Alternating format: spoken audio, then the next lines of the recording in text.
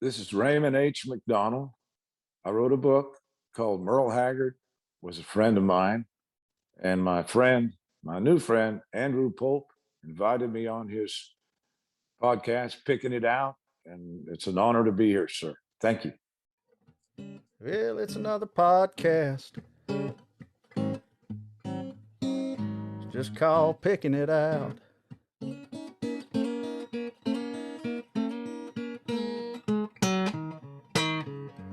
Yeah, it's another podcast, y'all. It's just called Picking It Out.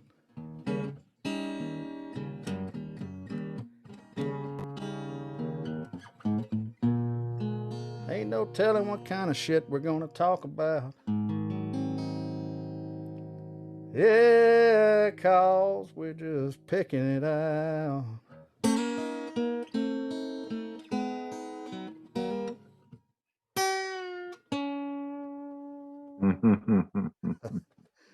Hey, y'all. Had to throw that one in there. Felt right.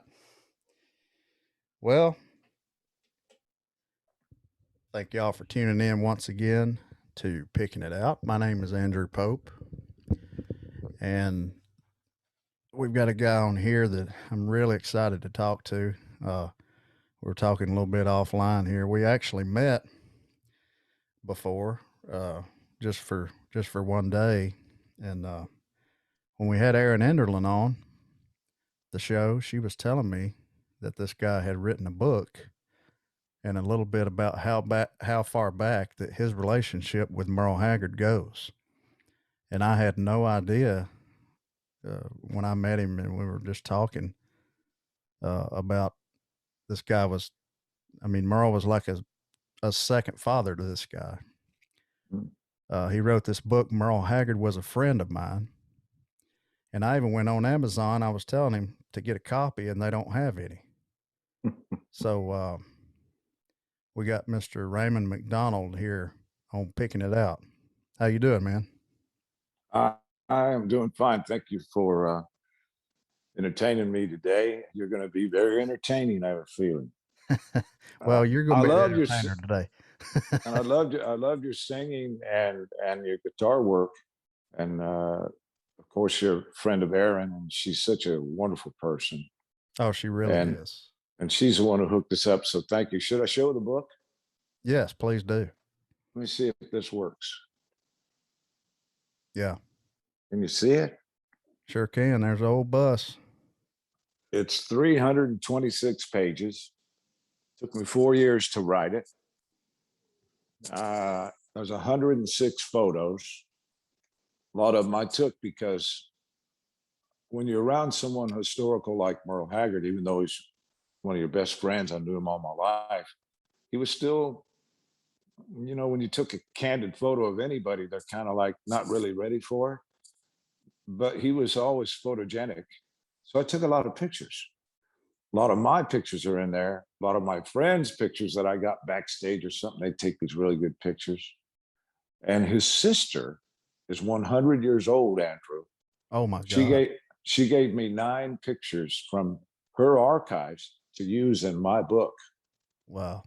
And so there's some great photos in there, man. And anyway, it's a tribute to Merle. It's a loving tribute to my friend Merle Haggard, who turned out to be when I met him, he was just starting, and then he turned out to be an iconic individual. How did you meet him? How'd that happen? Well, Andrew, he lived across the street from me in Oildale, California, which is right next to Bakersfield. Mm-hmm. And me and my mother were watching a local country music TV show that was on in Bakersfield every day, Monday through Friday. I think it was 4 o'clock to like 4:45. Roy Nichols was in the band. Louis Talley, Fuzzy Owen, Al Brumley, Tom Brumley's brother, the Brumley kids, Mm-hmm. Bonnie Owens was the girl singer. And the leader of the pack was a guy named Cousin Herb Hansen. Cousin Herb played piano and sang, and he hosted the Trading Post show every day from 4 to 4:45, local live. They were so good. My mother was from Kansas. We're from Kansas. And of course, she grew up listening to country music and loved it. And it was on all the time. But when we found out about this TV show, we thought, well, isn't this great? We get to watch every day. And everybody in the whole San Joaquin Valley watched this show. So one day on comes this new singer, black haired, singing so good, unbelievable. And I said, Mom, look at this guy. And we're going, man, he's really good. About 15 minutes after the show ended, car kicked up some dust across the street from us. I was sitting by the open window. It was probably spring of 1964, I think, Andrew. And a guy got out of the car and the car drove off. And the guy that got out of the car was the new singer, Merle Haggard. Merle Haggard. I said, Mom, the guy that was just singing is walking up to the house across the street. She goes, no, he's not. And she come over and put her head next to my head and looked out over the window. She goes, well, it is him. and I know his mother. So somewhere along the way, Flossie Haggard, Merle's mother, lived at this house across the street from us with Merle's 4 children. As it turned out, he had had a divorce and he was living there. So the first time I ever saw him, Andrew, in person was that day. Wow. Now, here's where it gets interesting. Buck Owens was married to Bonnie Owens in the 40s and 50s. They divorced in like 52. But this is 1964, and Merle Haggard and Bonnie Owens had a record out just between the two of us, an album. Are you familiar with that? Yes. Yeah, you seem like you would know all this. Is Holding Things Together on there? No, you didn't write that till later. But anyway, Okay, just that was between later. the two of us. Yeah. So anyway, that was their album. And so Buck Owens and Bonnie Owens, 2 boys are my age. Buddy Owens, they called him Buddy Allen. He was on Hee Haw. Mm-hmm. He's 2 years older than me, and his brother Mike is my age. And we met in junior high. So I'd go over to their house all the time. And the first time I actually met Merle, he was coming walking up the sidewalk. Of course, I knew who he was by then. And he'd seen me run around, playing in the yard and throwing the ball up and down the street. So we'd seen each other a lot. And he came in the house, and I'd never met him till that day. And I had a guitar that I didn't know how to play, and I was strumming on it. The first thing he said to me was, why don't you tune that guitar? And I said, I don't know how.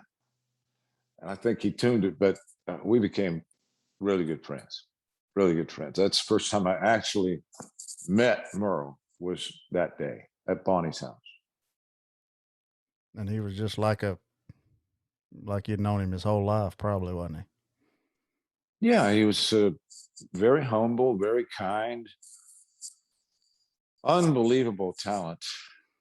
I mean, that singing just knocked me out. You know, Bonnie had a copy of his new record, Strangers. It was his first album on his own. And me and Mike and Buddy listened to it in their bedroom one day, and we're going, my God, this guy, unbelievable singer. And he was just the sweetest guy, too. He was only 27 when we met. I was 14. And turned out that Bonnie and Merle married a year later, 1965, June. And my parents moved to Los Angeles, and of course I had to go with them. So in 1965, here I am going to LA. I didn't want to go to LA. I was happy in my hometown with my friends. But Bonnie and Merle got married. And I didn't like Los Angeles because they had the Watts riots in 1965 in August. So I called Buddy and Mike and I said, can I move back to Bakersfield and live with you and Bonnie and Merle and Bonnie's mama? And later, Mike Owens, who was my age, he said, he talked to Bonnie and said, hey, can Raymond move back and live with us? And I guess initially her and Merle said, no, we got enough teenagers already. And Merle's got 4 kids at home. And so Mike said, well, if you don't let him live with us, he's going to wind up in prison. That must have reverberated with both of them, because they said, okay, he can live with us.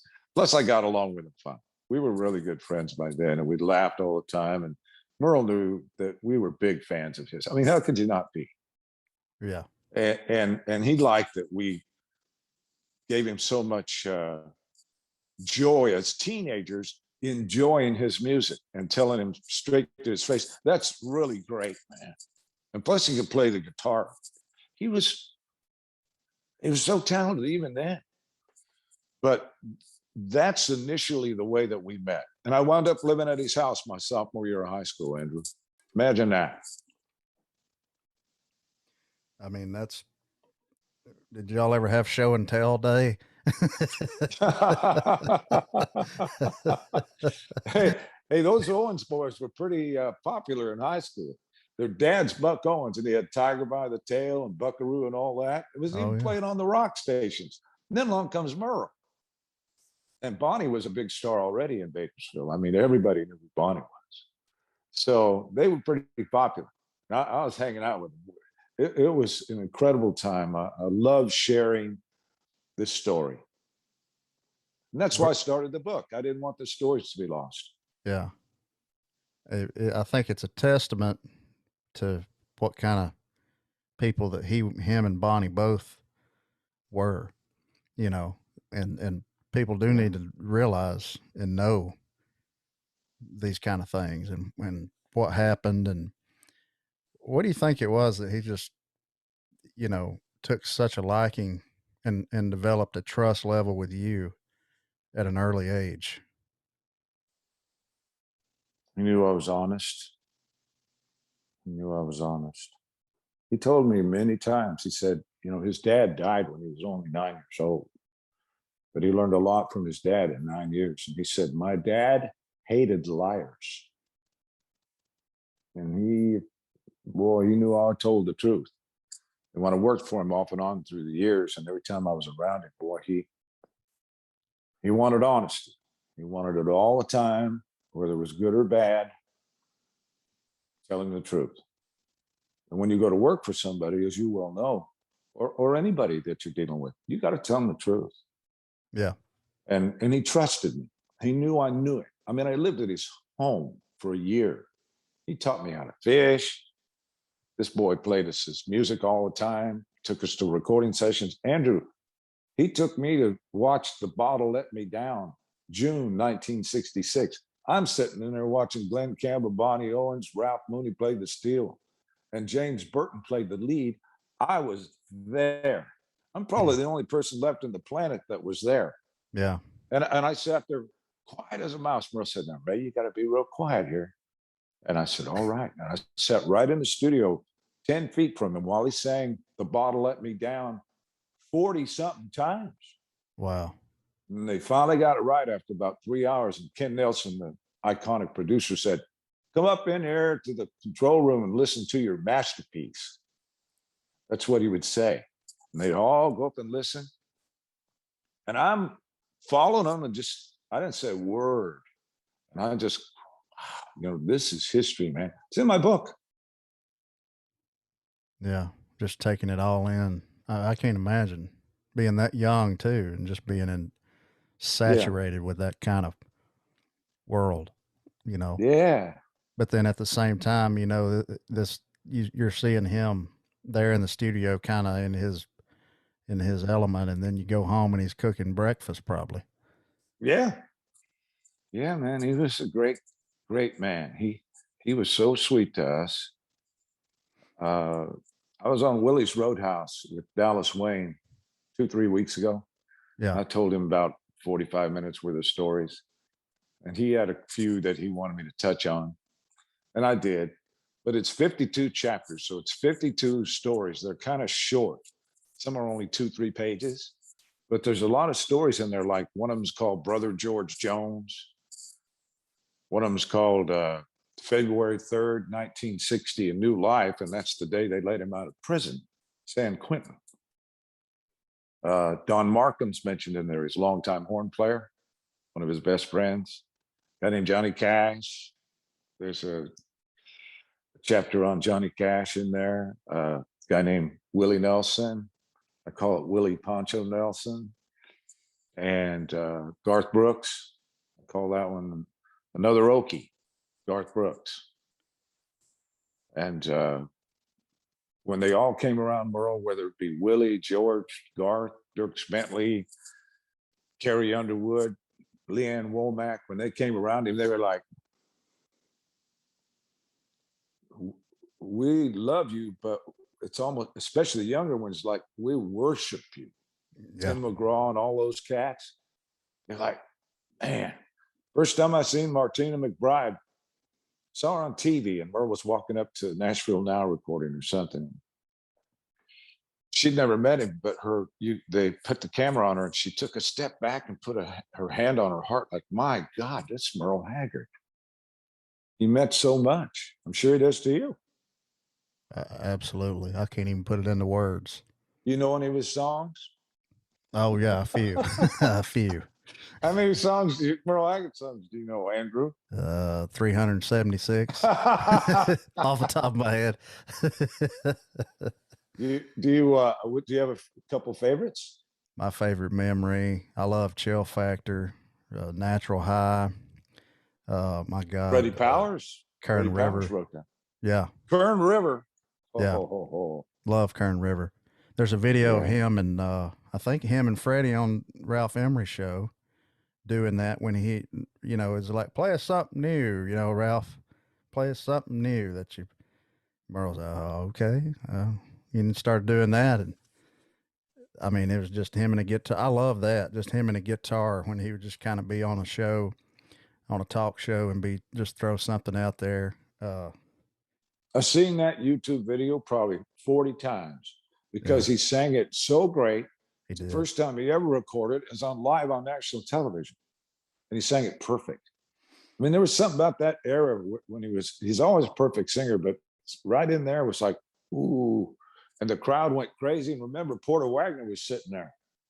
Yeah. And after the song was over, the crowd's going crazy. And Ralph says, what do you think, Porter? You look like you're watching pretty intently there. And Porter says, and people should look this up on YouTube. Merle Haggard singing Kern River with Ralph Emery show and Nashville Now. And Porter says, he's a dangerous man with a song. Yeah. And he said, I think he sings better than anybody telling a song ever. Yeah. And he's right. Man, and I'll tell you what, Ben, he's got it. He's an incredible talent. When he gets his own music going, he's going to be a dangerous man with a song. Absolutely. He already is. You know what? That kid, he started he used to drive the bus, and we drove him around, played lead guitar for his dad for a long time, since he was 15, played lead guitar for his dad. And one night, when I'm driving that bus, for your listeners and the people watching this, I drove that bus. Here it is on the front of this. I'll show this again. You can kind of see the last bus. And, there's my ring light. But anyway, you can see the Santa Fe logo on it behind me and Merle. And that bus was a brand new Prevost that Willie Nelson talked him into buying because Merle used MCIs all those times. So anyway, when you're driving that bus right there, after a show, you take off, as you well know, here we go, 300 miles. Well, Merle would always come up. He had his show. He was feeling really, really good. And he'd sit there and talk to me for a while. Benny would do that too. Benny came up one night, and I heard him sing a few times, but he was really shy about it. And his dad's Merle Haggard. Yeah. So how are you going to top that? He came up and sat right next to me with an acoustic guitar, Andrew, and he sings me Yesterday by the Beatles. It was the prettiest version I'd ever heard, other than Paul McCartney. I looked at him, I said, that's the prettiest I've ever heard. And he was really shy about it. But then he would come up and sing me Dave Matthews, just like him, and play the guitar like him. I'm thinking this kid has all the talent in the world. One of these days, I'm praying that he gets the right music, his own music, and starts like Hank Jr. did. Yeah. Just go off and do your own music. Now you're going to be fine. You can Yeah. play your dad's music, but Right. that's not going to give you a career. Right. Yeah. And Shooter too. Shooter Jennings. Yeah, there's a few guys like that. You know, the Willie's boys are both extremely talented. Yes. But they got their own music going too, see? Yeah. So anyway, that's the next bunch probably. Well, Jeff Cook told me one time that the first time he met Ben Haggard, he was on the bus because Jeff, as you know, if y'all were anywhere around Mississippi, you know, the Carolinas or Georgia or Alabama, he would come out sometimes and be one of the strangers, you know, bring him a lamp and set him up in the corner. Merle would recognize him during the show, whatever, you know. Yeah. And Jeff said, yeah, first time I met Ben, it's on the bus there before the show. And Merle said, this is my son, Benny Haggard. He's a guitar player. And I didn't find it out till about a month ago. And his mom made him play in front of me. Found out he could play better than I could. And that's kind of funny because you wouldn't, you know, I don't know. I guess you just wouldn't think about him, Merle, not knowing that he had been studying them licks and, you know, all that. He does them so well. Ben's amazing to me. Yes, he is. He's extremely talented. I remember the PBS, I believe, did the documentary "Learning to Live with Myself." Yeah. Merle. I to this day, I think that was one of the best put together documentaries. You know, driving around from his childhood. I think it was Oildale, wasn't it?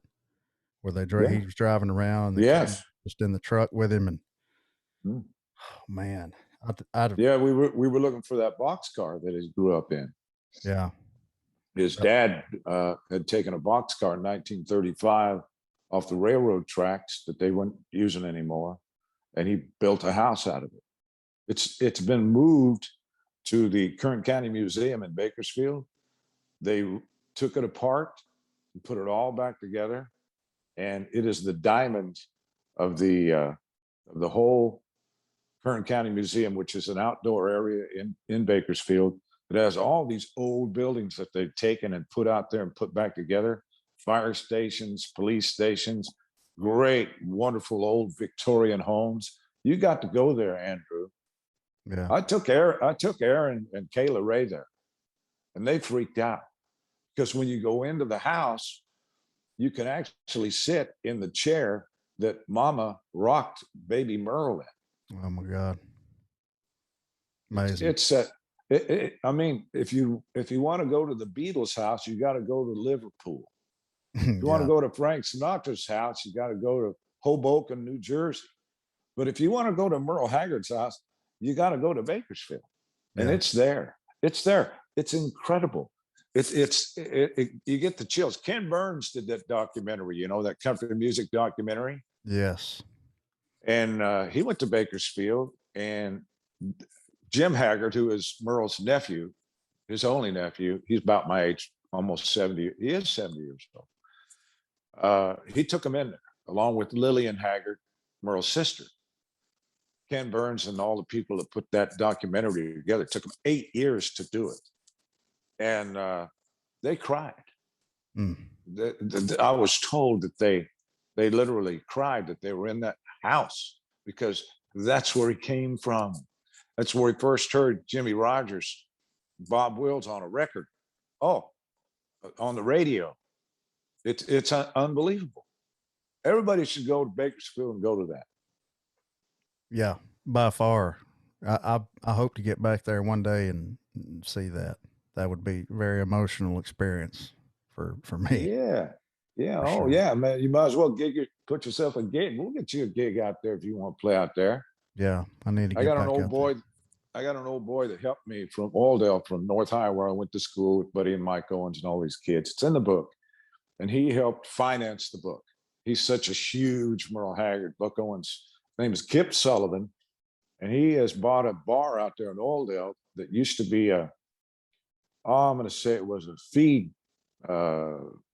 station for right there by the railroad tracks, where they throw all the feed on there and run it around wherever it goes. And it's 100 years old, and he bought it. He's refurbishing it. It's called Rustic Rail now, and he's going to make a bar out of that. Now, when he does, and we get going, you need to bring your guitar. I'm there. You got a band? I got some guys I can get round up. Yeah. And if not, we'll get you a band. Damn good band. Monty Byram and all those cats from Big House lived there. Yeah. You remember Big House? Big House was a great big group in the 90s. They were final 5 finalists for ACM Band of the Year in 1999. That's how good they were. And this band named Alabama beat them. And they all lived there. They're all friends of mine, and they play with you in a minute. They'd say, what song and what key? Here you go. Hang on. I mean, they're really, really good. So if you could just come out there, I'll get you a gig on Oildale tomorrow. I mean, they love cats like you coming out with your guitar and I can tell you sing really good. And come on out, man. We'll take you out to the boxcar, and we'll take you to Kern River. Kayla Ray and Aaron England insisted that I take them to the Kern River. Well, and I did it. A good time now. They loved it. And by the way, we drank beer. Oh, did you drink beer? What kind? Coors. Oh, what did Merle like? The big drinker? Never heard anything about him. No, I never seen. You know what he had? He had a deal with George Dickel whiskey in the 90s. Remember him wearing them hats a lot. Yeah, 80s and 90s. And of course, they provided it to him. But I never seen him drunk in the 52 years I knew him, ever, never. And he'd take a little shot of whiskey every once in a while and call it medicinal. And it was. That's the only reason he took it. He didn't get drunk. I never seen him drunk. But beer, never seen him drink a beer. He didn't drink. He smoked. Once he got about 40, he put the Camels away, and his doctor said, here, try this. This will help you. That way you won't have to drink. And I guess he was drinking up to then. I don't know. I didn't see him drink. And of course, we were all drinking some. Yeah. But no, I don't know. I never seen him drink beer. What do you drink? Any kind. Any kind. I'm not Somebody told me yesterday, there was some lady and they were asking her, what kind of beer do you like? She goes, an open one. I should have said that. That's better. No, I mean, at a show or something, I'll have a little whiskey and something that just kind of helps me loosen up and helps me also my throat. It helps my voice stay strong the whole night. I'm not a big beer drinker anymore. I went through that. I do like a cold beer if I'm out, like cutting the grass or something like that. I love a cold beer, the taste of it. But I'm not sit there and just drink a whole case. And you drink that Bush down there? Oh yeah, we got Bush beer. Yeah. Where you live at? North Alabama. What's the name of your town? My hometown is in Geraldine. We live in Henry now. Geraldine. Her. That sounds like Flip. That sounds like Flip Wilson. Flip Wilson. That's probably most of your, you have a young audience, I'm sure. Flip Wilson was a big star, and he dressed up like a girl every once in a while. He called himself Geraldine, so that's why I laugh at that. Yeah. Where do you live now? It's just up the road, probably 35, 40 minutes, a little town called Henniger, same county. Henniger, and do you fish there? I haven't been. It's been way too long since I've been fishing. I was just talking about that earlier today. Actually, we need to get to fishing. Well, that's what Merle did all the time. Yeah. That's the way to relax. Plus, you get dinner too, real good. It's therapy. You got any bass up there? Oh yeah, Lake Gunnersville is the #2 lake in the country for bass. And it's Like just what? Lake Gunnersville, where Jeff Cook lives. Well, see, you can bet Merle knew about that. He's been down there. Uh, Jeff, Jeff's got a sound studio in Fort Payne, where those guys are from. Fort Payne is just 15 minutes from here. Yeah. Jeff has a studio. I've actually recorded stuff there before. He's had Merle there before, and Wow. they've got a little session that was recorded. I've never heard it, but Wow. he's got it. Well, you can bet it's good.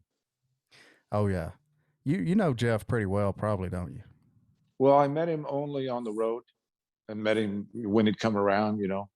I really don't. Uh, when gentlemen like that would come along, that Merle allowed to come on the bus and be a part of it was very, very rare. Yeah. So, no, I kind of stayed out of the way when a man like that would come around. Of course, I had tremendous respect for him. Uh, Merle really liked him. He really loved those Alabama boys. He really did. You know, he was one of the first ones to kind of let them work with him. They wasn't scared to do that in the early '80s when they were He taking told, off. well, Andrew, Merle told me that the live album he did at Anaheim Stadium, Mm-hmm. they opened the show. Really? Yeah, and he had another opening act on that show named Willie Nelson. You kidding me? No. Oh man, I didn't know that. And he was the first one to do a concert, a country concert in a baseball stadium. His name's Merle Haggard. Is that the one that's on YouTube? I'm sure it is. It's during the day. Yes. Yeah, Well, it looks like it is. I didn't know that was I the wasn't same there. I thing. wasn't there. I wasn't there. All I know is he was, you know, he had all these giant hits, and they said, you know, let's try it. Put all those acts on there, and I'm not sure how many people they had, but it was the first one in a baseball stadium. They had him set up out by second base, That's right. and yeah, that, and you know, that was Gene Autry's team. He owned the Anaheim Angels. Gene Autry. Yeah. Well, what was it? What was it? Just a normal. I mean, I'm sure a lot of people are wondering how was it just living with Merle and Bonnie? Great. They were so happy. They both had their careers going. Merle was writing these songs. They were making national TV. His first #1 came in 1965. I'm a Lonesome Fugitive. Mm. It's in my book. The award came in the mail from Billboard. It was a wooden decoupage that had the top 50 songs of the week. And at the top of it, it said, Merle Haggard, I'm a Lonesome Fugitive. Came in the mail. And I was there. And he got that. He goes, look here, boys. And he immediately found a nail and a hammer and started walking around the house looking for a place to put it up. And we went in the living room, the kitchen, his bedroom, and the hallway. I think we went everywhere but the bathroom. And we were following him around, me and Bonnie and Bonnie's mom and Buddy and Mike Owens. And he was euphoric. And he finally found a place. It was in the hallway. It's in my book. And I was just a 15-year-old kid. I'd say, Merle, why would you put this in the hallway? Why don't you put it up there above the mantle like everybody puts all their awards? And he goes, Ray, he goes, I'll pass it more in the hallway than any other place in the house. That way I'll see it more. That's right, too. So that happened. And he was on TV, he started being on TV like I think it was Jimmy Dean. He was on Glenn Campbell's show, Good Time Hour. He was on Johnny Cash's show. And that wasn't during that year, but it happened. And I kept going to the house later after me and Buddy and Mike moved. I moved back with my mom and dad, and Buddy and Mike moved out to the ranch with this guy named Buck Owens. And that's after our sophomore and Buddy's senior year. But anyway, it was great. I mean, can you imagine? Bonnie and Merle were deep in love.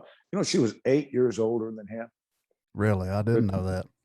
but she needed him and he needed her bad. She helped him write these songs. Yeah. She sang harmony on almost every Merle Haggard record. Right. Perfect. Oh, their harmony was the best to this And day. Yeah, and Glenn Campbell sang on all those records. He sang on Mama Tried. He sang on Bottle Let Me Down, Swinging Doors. You can hear him.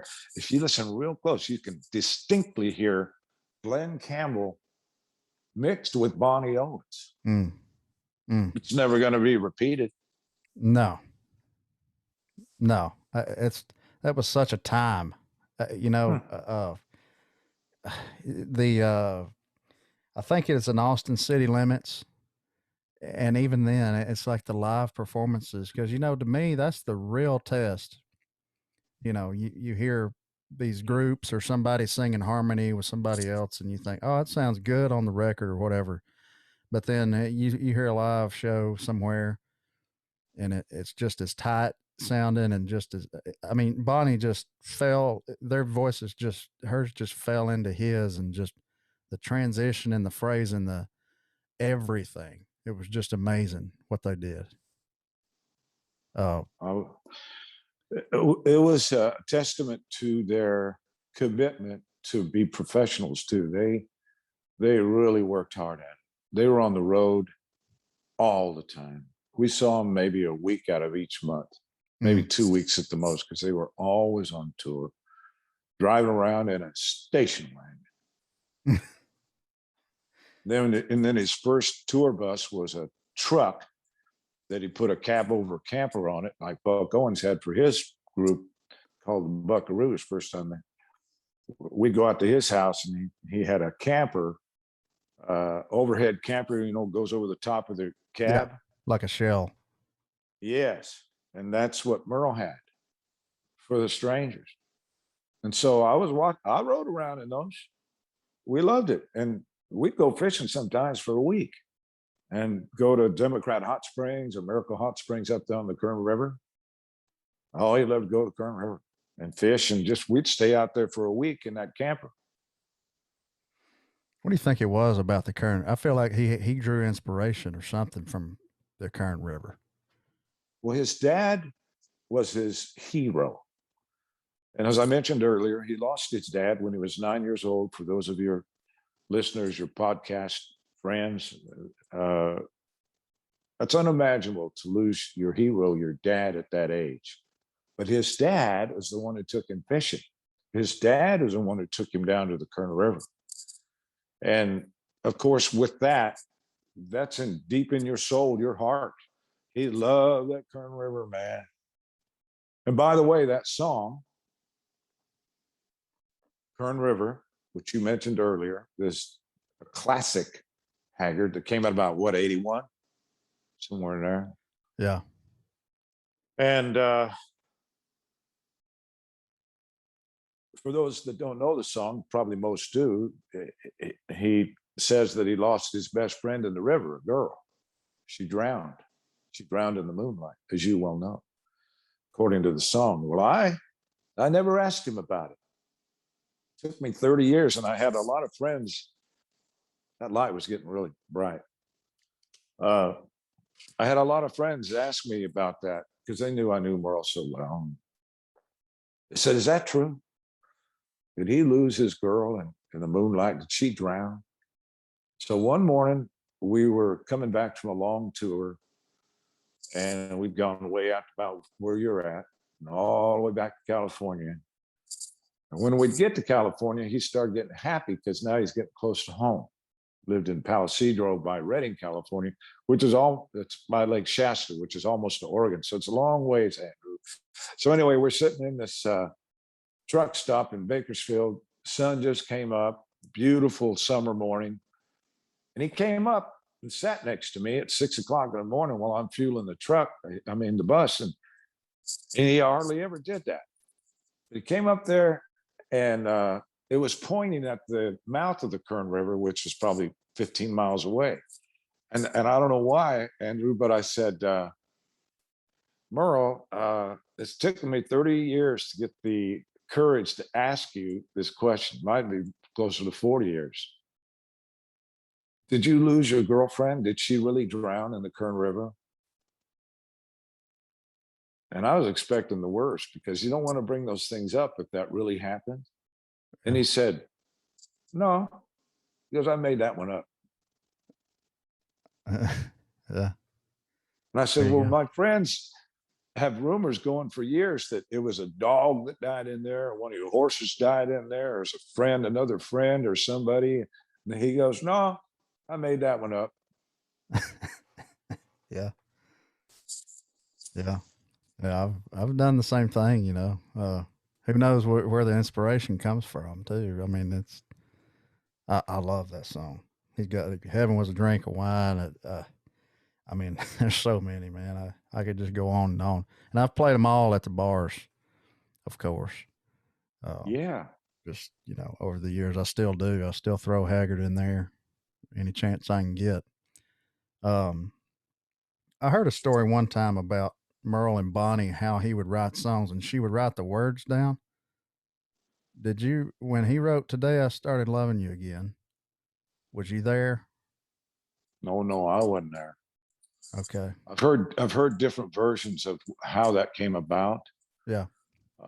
from Merle, from Bonnie, and there's kind of a little different version thing going on there. But the main thing is that he wrote it down, I think, on a brown piece of paper bag. I think that they tore it apart, and he wrote down all the lyrics, and he sang it for her, and she said, well, that's great, but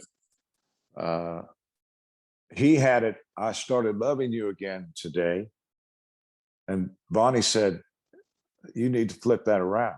Yeah. He said, what do you mean? She said, today I started loving you again. And he said, so she was right. She got half the song. It makes all the difference too. And I'm sure she had a lot to do with hundreds of his songs, Oh, at yeah. least writing them down. In fact, I saw a video somebody put on YouTube. I don't know. They were out at the mansion that they built at the mouth of the canyon about 1970, and they lived from like 70 to 75. And she's sitting, no, she's cooking something in the kitchen. He's sitting there writing a song. He goes, Bond, come over here and write these words down for me. So she dropped everything real quick and ran over there, and she's writing down the words to this song. Someday we'll look back. And she's writing the words down to the song, and he's singing it to her for the first time. She's giving him a couple words. She's looking at him like, this guy is really good. Even though that was her husband, he'd already been a superstar, but she's still looking at him like, oh, this guy, the stuff that he's come up with in the singing, it's remarkable. How, what a gift for you just to be able to see the both of them in that moment. Yeah, and again, I wasn't there. That was a YouTube, but I saw him on many other occasions like that. You know, people think that I was with him for 40 years and all that. Some people try to make a big deal that I was there all the time and I helped him. I didn't. I went on my own way. I had my own life. I was a disc jockey for KUZZ, for Buck Owens, and I thought that's in the book. So I would occasionally stop by the house or see him, Andrew. But of course, I played his records all the time on the radio. He'd come to the station every once in a while, do interviews with me. In fact, in my book, Ray Baby from K Baby, that was my nickname on the radio when I was 18 in 1968. He showed up one night, and he brought with him an album. You know, you ever been to WSM?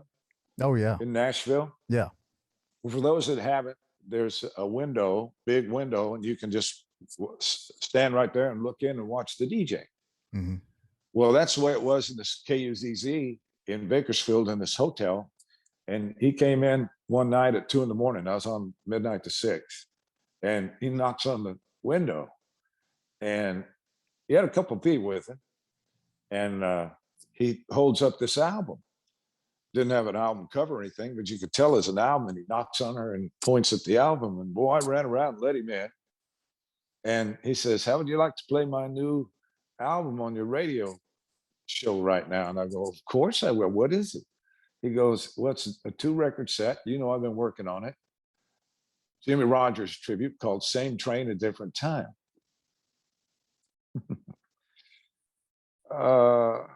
I got him in there. Of course, I played all 4 sides all the way through. Wow. And we talked about each song, and that's in the book.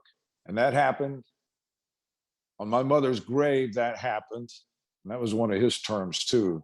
In other words, if he wanted your attention, hey, look, this is the truth. Yeah. And oh my God, are you kidding? California Blues, Waiting for a Train, Frankie and Johnny. Have you ever heard that album? Oh, we got to get you one. You got to go online and put it. You won't believe it. It's Roy Nichols, James Burton, Glenn Campbell, Norman Hamlet, and Bonnie. It's one of the greatest country music albums ever. Merle Haggard's tribute to Jimmy Rogers. 4 sides. What year was this? 68, 69. Oh man. Yeah, I've got to find that. I don't think I've ever heard that, if you can believe that. I don't know how. Well, again, you can go on YouTube, and a lot of it's on YouTube. Almost everything is on YouTube. And it's free on YouTube. That's what I like about it. But at the same time, if you download it, or you can even find the vinyl on eBay and stuff, with the great lyrics and all that stuff. You know what I'm saying, Andrew? Yeah. You got any vinyl at your house? Oh yeah, I got Rainbow Stew in there. Well, that's the album I'm talking about at Anaheim Stadium. Anaheim, yeah. Yeah, with Alabama. So how long did you end up actually living with him and Bonnie? Just that 1 year. Just my that 1 year of high school. Yeah. And a lifelong trust and camaraderie and friendship came. Oh yeah. And you know what happened was 2001, I got a divorce. I'd been married 28 years. And so I called him. I said, "Look, I've got a divorce. Why don't you give me a job? I need a job." And he said, "Well, come on up here then." And he made me his personal assistant and the manager of his office. And his office was in his living room. And a lot of the stories in this book, by the way, it's Book Baby. That's how you find it. Bookbaby.com. You can find Merle Haggard was a friend of mine. So anyway, that was 2001. I was there for a whole year working with him. He made his office his living room.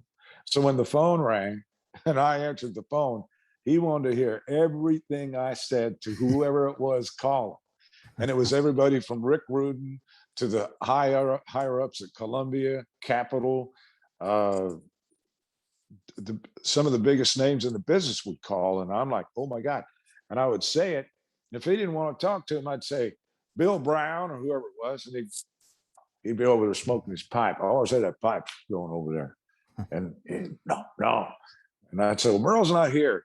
Can I take a message?" It's in my book. Sirius XM called him in 2001 when I was there.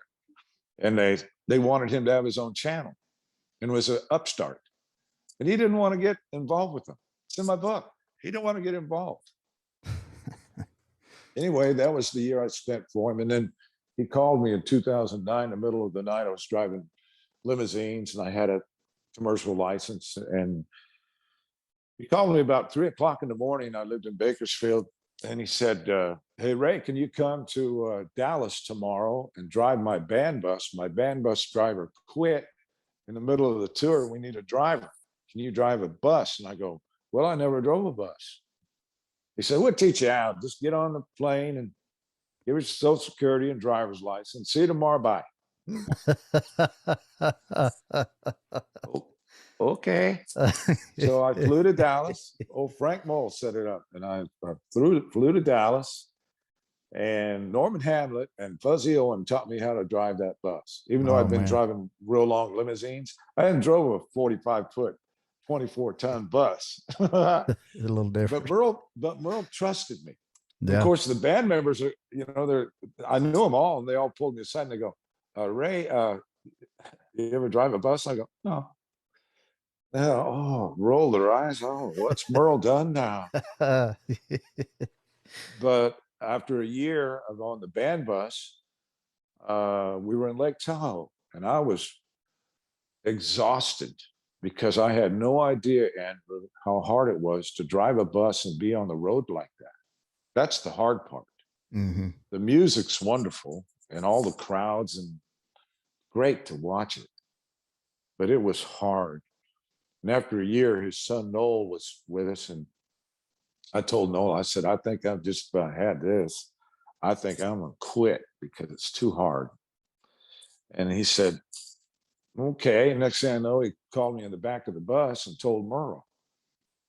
Merle called me back there, and Merle says, Ray, I hear you're thinking about quitting. And I said, well, it has crossed my mind. I said, this is way a lot harder than I had any idea. You can't sleep right, can't eat right. You're on the road all the time. It's 400 miles every night, 10,000 miles in 2 weeks. Oh, this is exhausting, man. I said, how did you do this? How you been doing this for 50 years? And he looked at me and he goes, he always had his pipe, big draw, and blew it out. And he goes, God. One word answer. And he goes, Ray, you don't want to quit and die and stand in front of Jesus and have him look down at you and go, you didn't quit Merle Haggard, did you?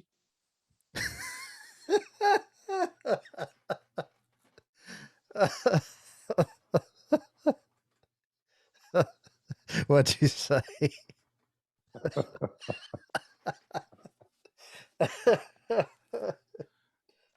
And I said, well, I said, now that you've invoked the name of Jesus, I'll stay with you all the way to the end. But this is insanity. This is really, really hard. Next day, he made me lead driver on his bus for the last 5 years of his career. Well, I missed a couple of shows because he was really sick, and I could see it. I could tell he didn't want to be out there anymore. He might have wanted to be out there, but he was too sick with pneumonia. The cancer had come back. We had him in the hospital in Palm Springs, and I, for reasons I haven't revealed except to some people, I quit. And he only was able to do 2 more shows anyway. But we could see that coming. He had given it all, his all. And as you know, he died on his birthday. He was 79 years old. Died on April 6, 2016. Just a few months after I had resigned, just because I saw it coming. Mm. And so did Benny and a lot of his family. But he was a fighter. He was a tough, tough man. Oh my God, he was a tough man. Honest, kind. He was a gentleman, but he was ornery too. Of course he was. I mean, the guy went to prison and came out, and you couldn't intimidate him. Not the only people I ever seen him intimidated by, or not intimidated by, but so like enamored with, was Johnny Cash and Willie Nelson. Mm. Johnny had a huge influence on Merle. He was in the crowd at the I remember, I don't remember where I found that out at, but that was just like, wow, that's God right there. Yeah. Well, for Johnny Cash coming to San Quentin in 1960, I think it was New Year's 1960. And Merle been there. But Merle said, I sat in the front row. He said, and I seen Johnny Cash do a show for these prisoners, and he took over the whole prison, and they all fell in love with him. And that's when Merle said, okay, I'm tired of being John Dillinger, Clyde Barrow, being a bad guy. I'm going to be a good guy like Kim. I'm going to sing like Kim. That's what I'm going to do. And I'm going to straighten my ass up, and I'm going to be like that. Before he knew it, he was on the radio and on Johnny Cash's show, and they became lifelong like brothers. He loved those two men, especially Johnny Cash and Willie Nelson. Did he ever talk to you about his time in prison? No. Oh, no. In fact, I brought it up one time about 2 or 3 years before his death. We were somewhere near San Quentin prison, and me and a guy named Tony Owens, no relation to Buck, he sold T-shirts for Frank Mull, and he was getting in a cab and heading over somewhere one day. We had the day off, and I said, "Where are you going?" He goes, "I'm going to San Quentin. I want to see it." I go, "Well, can I come along?" He goes, "Sure." So we rode over to San Quentin, and you pull up to the gates of San Quentin, and you can't just go in there. It says, no, you got to have a pass, or you got to be a family friend, whatever, your name needs to be on that.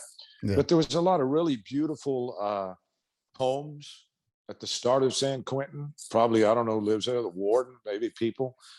And then off to the left is the San Francisco Bay, this body of water. It was a beautiful blue day.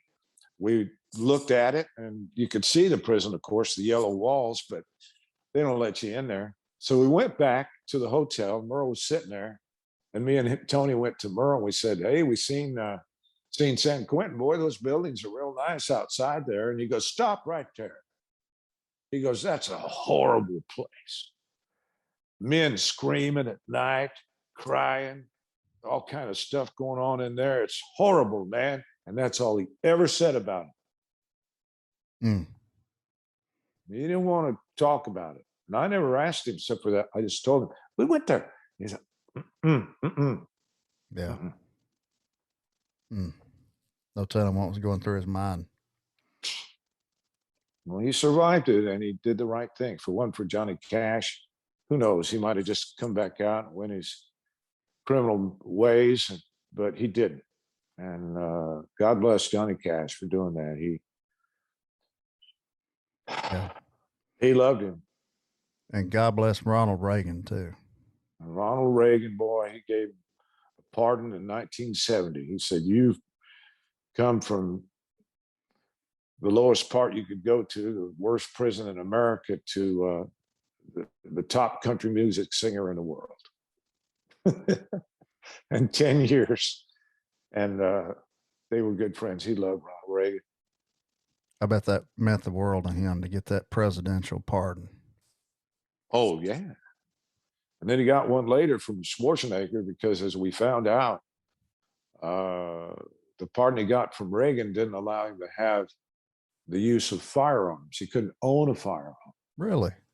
So in 2009, that was determined. So they went to Arnold Schwarzenegger, and the current sheriff of Kern County, Donnie Youngblood, became friends of ours, and he got involved in it and somehow got Schwarzenegger to know about it. Schwarzenegger looked it up. He goes, "Oh, we'll just give him a new one."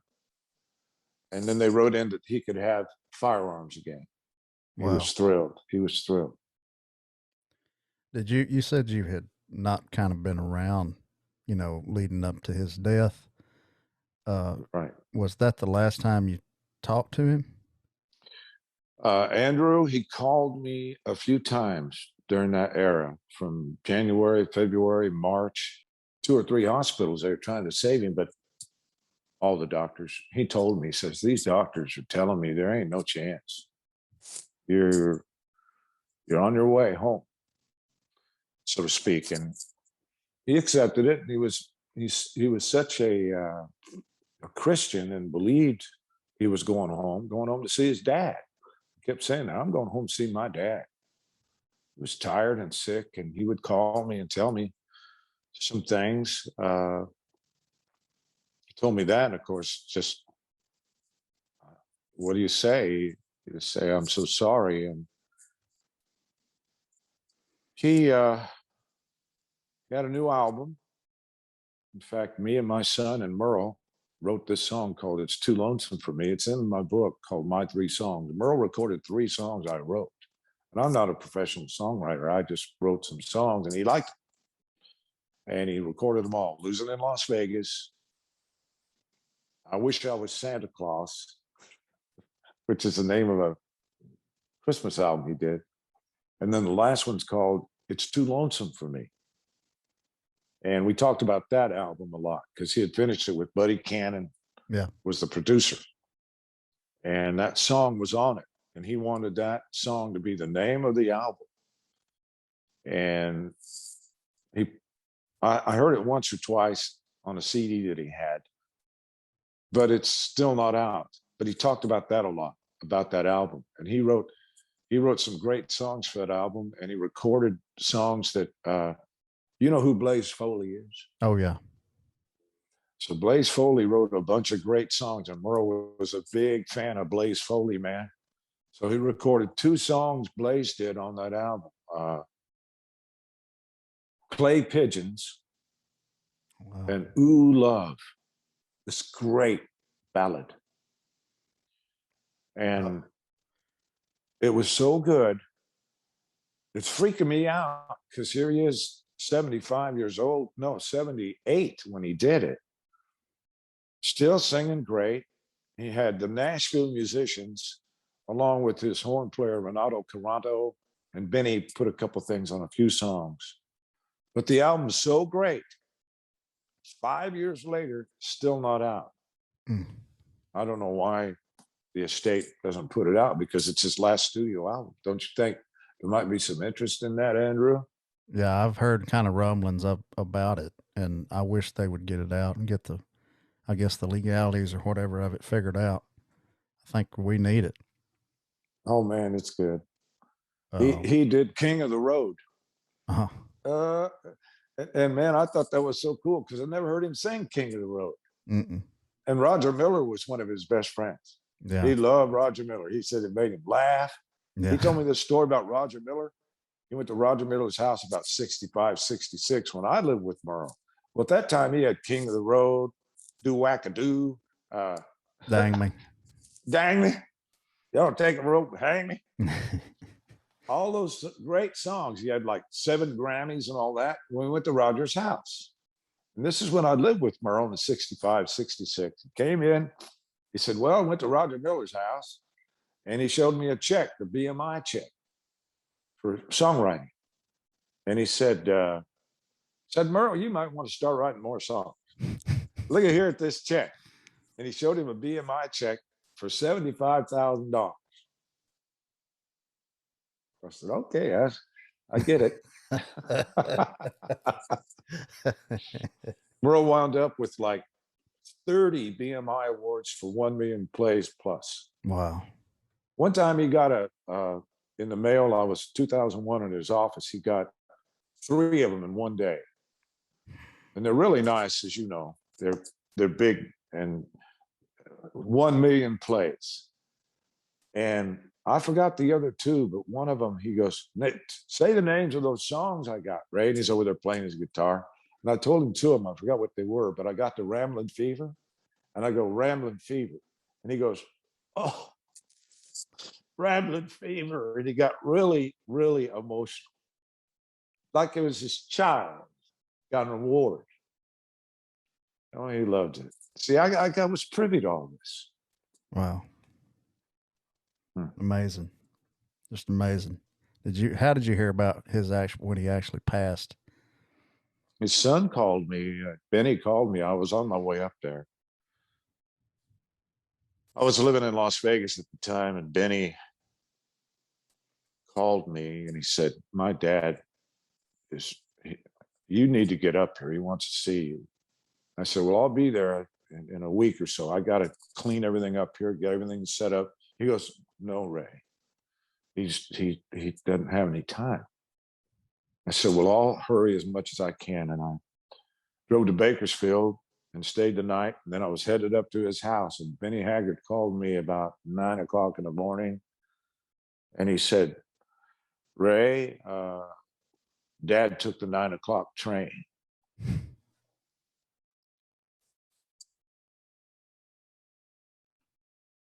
I knew what that meant. Mm. And I said, well, this is the call I've dreaded all my life. I said, I'm sorry. He said, well, you need to come up here. I said, I'm on my way. And I drove up there that night, but it was shocking, even though I knew it was coming and he told me it was coming. And it stuns you still. And I was in shock, I know, but I had friends come and help me, like Kip Sullivan, Lauren Stumbaugh, Chuck Seaton. They all came around me and grabbed me and they said, let's go somewhere. So I said, okay. So we went to the bars where Merle used to hang out and play. We went to his favorite restaurants. We went to his homes. And they saved me through the day, because I'd say that day I almost just passed out 4 times, and I have to put my head down and try to put blood to my head so I wouldn't just pass out. But all of that day, I still reverberated to what he said. I'm going home to see my dad. When he was sick in Palm Springs, about 4 months before that, he said, if this cancer is back, he was sitting in a wheelchair and he had his smock on already in the emergency room in Palm Springs. And he said this, Andrew. He said, if this cancer is back, and he'd had a bout with cancer 8 years before in his lung, they had to take a third of his lung out. He said, pointed to the heavens, and he said, to me and Benny, and there was a few other people in there, he said, if this cancer is back, I'm not going to let him treat it. I'm going home to see my dad. I'll never forget it. That was verbatim. And he meant it. Yeah. He wanted to go home and see his dad. He hadn't seen him in 70 years. And look what happened. He became the greatest country music star in the world. And his dad wasn't there to share it. Mm-hmm. So that, I'll never forget that. That's in my book. You talked about him calling you sometimes late, in the middle of the night and stuff. Vince Gill said one time about, I don't know, a few days before Merle passed, that he was in the bed and he woke up in the morning and he had a voicemail from him, and he had called at like 2 or 3 in the morning just to thank him, basically, and for the years of friendship, and told him how talented that he thought he was, and he was a fan. And it's like he knew, man. He knew, Well, and by the way, Vince sang on 2 songs on that album that we're talking about. Him and Sonia sings with that family. Isaac? Yes. Oh, yeah, she's great. And him and Sonia Isaac sang harmony. Oh, wow. He was thrilled, and nobody's heard it. I called Vince Gill and I said, hey, man, you got a copy of that album? Because they won't give me one. I said, they're keeping that tight wrapped. I want at least my song. It's too lonesome for me. Me and my son Benjamin and Merle wrote this song. He goes, Ray, he goes, they won't even let me hear it. And they sure won't give me a copy. And I said, well, Vince, I called him on the phone. I said, Vince, well, the reason I called you, because they won't give me a copy either. I figured I'd just go around the back door and maybe you had it at your house. And he laughed. He goes, I ain't got it. They won't let me have it either. So it's sitting there somewhere, Andrew, and nobody's heard it. Well, somebody needs to get that damn thing out there. We're saying it right here, right now. I'm picking it out. We need to get that album out there. People need to hear that record. Oh, man, it's so good. It's unbelievable. Oh, I wish they put it out. Of course, he probably had 100 or 200 songs up in the can, they called it, up in tapes and can, not digital, canned, up at where he lived up in Northern California, hidden in a basement somewhere. I don't want to take too much of your time. I appreciate you coming on and sharing some things from your book and, from your life. Thank you so much for writing this book and for sharing this. There's a lot of musicians like myself that Merle is like such an inspiration. His writing, his singing, his guitar playing, his kindness, his Oh, sure. authenticity. Yeah. Yes, and you know what? That's great. I want to show you the introduction page Okay. in my book. Look at this picture. Can you see that? Yeah. Look at him. Yeah. Look at that guy. He was probably 75 then. I think this was taken about 2014. Look at him. That was in Folsom, not at the prison, at a community center. And my friend Dan Speece took this picture, and it says, "To the legacy and memory of Merle Haggard, with love." And this is a look, man. I got pictures in here. It's just unbelievable. All these pictures they give me. And let me show you another picture of when Merle was a kid. Oh, there he is with Leroy Parnell. Oh yeah, he's a talented guitar There player. he is. There he is with Dale Dale Earnhardt. Earnhardt, Johnny Paycheck, Brooks and Dunn. Yeah. I took that picture. There he is with Ricky Wasson and J.D. Crowe. Do you know who that is? Those are the Bluegrass Boys. Okay. Yeah. J.D. Crowe is the legendary, and so is Ricky Wasson. Yeah. And look at this picture. Oh wow. Yeah. That's when they moved the boxcar from Oildale out to, and that's Oh. Kip Sullivan behind it. In Oildale, they moved it to Bakersfield and Don Markin gave him that T-shirt and that fishing hat, that San Francisco Giants hat. And look at him; he looks like some guy coming off homeless off the street. Yeah. But That that's how he wanted to look. He didn't want nobody to recognize him. that had to be quite a day for him. Look at that picture of him singing there. Yeah, Yeah.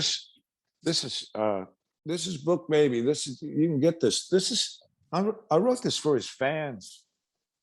It took me 4 years. My son Benjamin edited it. A lady named Rebecca Sharon, who I knew in high school, and she knew Merle. She's a computer genius. She's a high intellect. She put the whole book together for me. And my sister Connie is a retired school teacher in California. She edited it. So I had a team put that together. It took years, but it came out good. And it's for country music fans.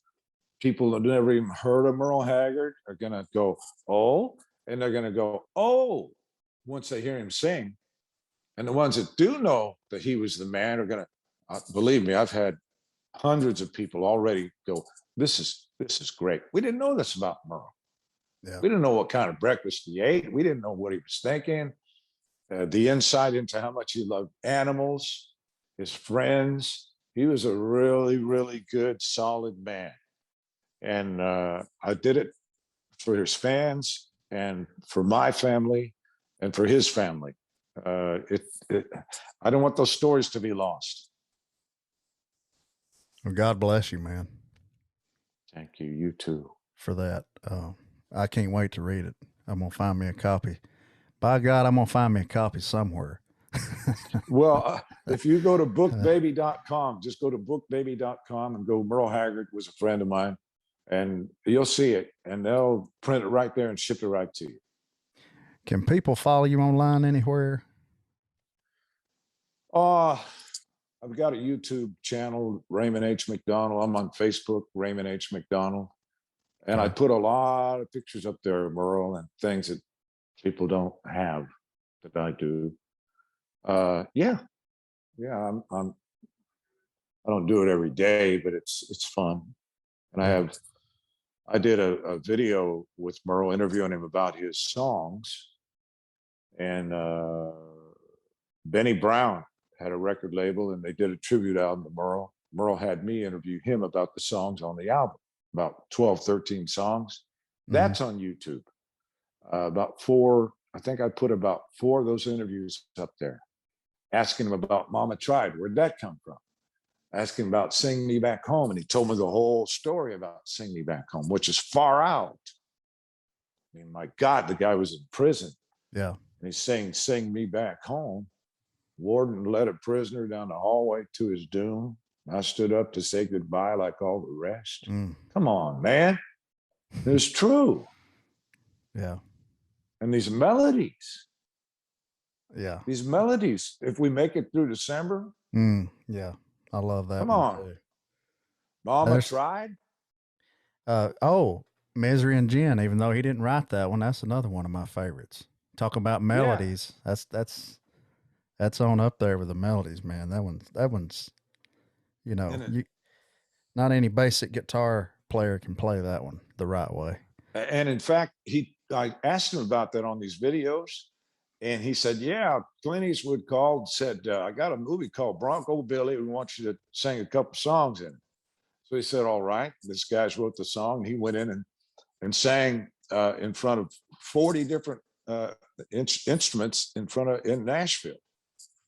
And he said there was 4 guys sitting up there fanning lead rhythm guitar. There was famous guitar players, including James Burton and a couple others. I forgot the names of them, but he talks about that in those videos. Well, I put them on my Facebook page 2 years ago, August, just a few of them.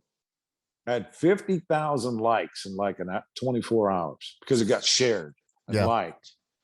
And I didn't want to be lost. And it was me interviewing him. So I said, "I've got it." It was sent to me and I put it out there. I'm going to check that out myself, and everybody else needs to too. Yeah, he was a special human being. We're fortunate to live in this era. And the story you told me before we come on the air. Yeah. You told me about when you met him. Yeah. That's indicative of his spirit. You know, he tried to help new singers and songwriters. He gave you his private phone number, you told me. Yeah. Didn't even know you. Didn't even know me, but from 5 minutes from, getting introduced by Jeff Cook, I didn't go up asking for his autograph. But never called. Well, if you're a singer songwriter, that got close to his heart. Because there's something special about people like you and Aaron Enderlin, Kayla Ray, all the hundreds of great singer-songwriters that are all over America. He knew. Yeah, I know that now. I was just scared at the time, man, because it's Merle Haggard.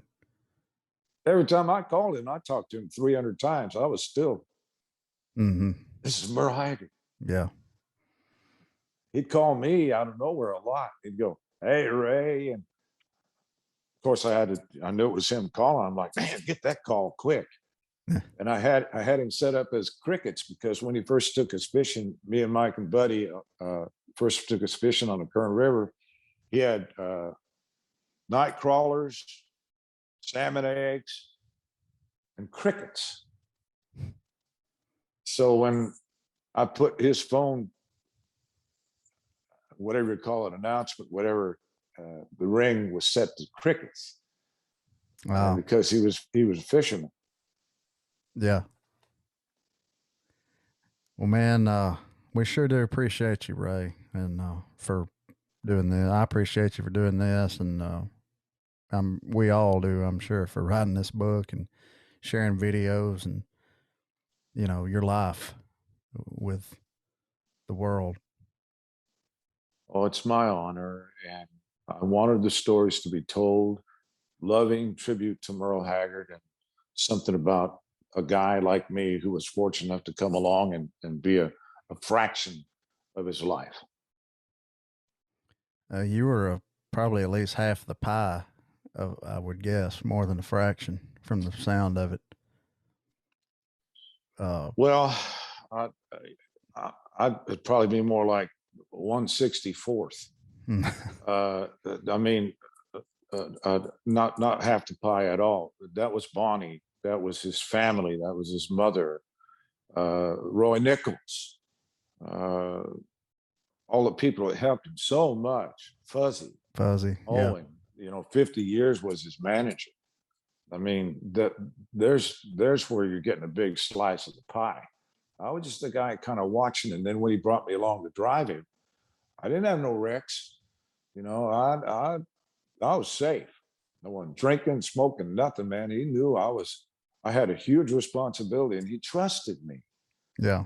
And that's where I made a contribution musically and all that. Look, I wasn't even good enough to play in the local band, but I was good enough to stand up there and play a few songs, you know, and he knew that. Yeah. He knew I wasn't good enough to play in the Strangers. There was no way. I mean, those guys, the best in the world. If you wound up in Merle Haggard Strangers, you're one of the best musicians you ever heard. And I met them all, and they were all great, all of them. I love the bit that he did during the show too, where he introduced the Strangers and they'd all go around shaking each other's hand. Like they never met. And he was a funny man. He always told funny stories, and he was almost always in a good mood. But when he got in a bad mood, his eyes turned black. I never seen a person's eyes turn from color to another color. I've So seen when that. he got really, really mad, his eyes turned to a different color. What is that about, man? I don't know. I've seen that before. I've seen that in certain people. I've wondered Really? the same thing. Yeah. Really? Well, there's special people. There's some they were dealt the hand, the whole hand, man. They just had it. They had extraterrestrial powers. He was way out there. He was such a great man. Well, like I said, we appreciate you coming on, sharing this, and y'all go to bookbaby.com and buy this damn book. Maybe we can get Buddy Cannon or somebody to pull some strings and get that record out. It ain't up to Buddy, I know. Come on, Buddy. No, Buddy plays it straight down the line with stuff like that, and he has to. He has contractual obligations, and of course he does. Yeah. But at the same time, he's sitting there. He don't own the masters. The masters are with the Haggard somewhere, probably somebody's trunk, I think I heard. Oh, man. I don't want to mention that guy's name. This lawyer for the Haggards. He's let's put it this way. I'm going to say it right now. And I haven't said it publicly to anybody anytime, but he's not a good guy. I don't need to say his name, but you know, there's good guys and bad guys. This is a bad guy. And I think he's one of the reasons why this album's not out. And he knows who I'm talking about. So does Buddy. That's unfortunate. Very. It'll come out someday. It'll come out someday, and it'll be a real treat for his fans. Yeah. Well, Ray, I don't want to take you more of your time, but we sure appreciate you coming on. And you've been watching Picking It Out, and we'll see you next time.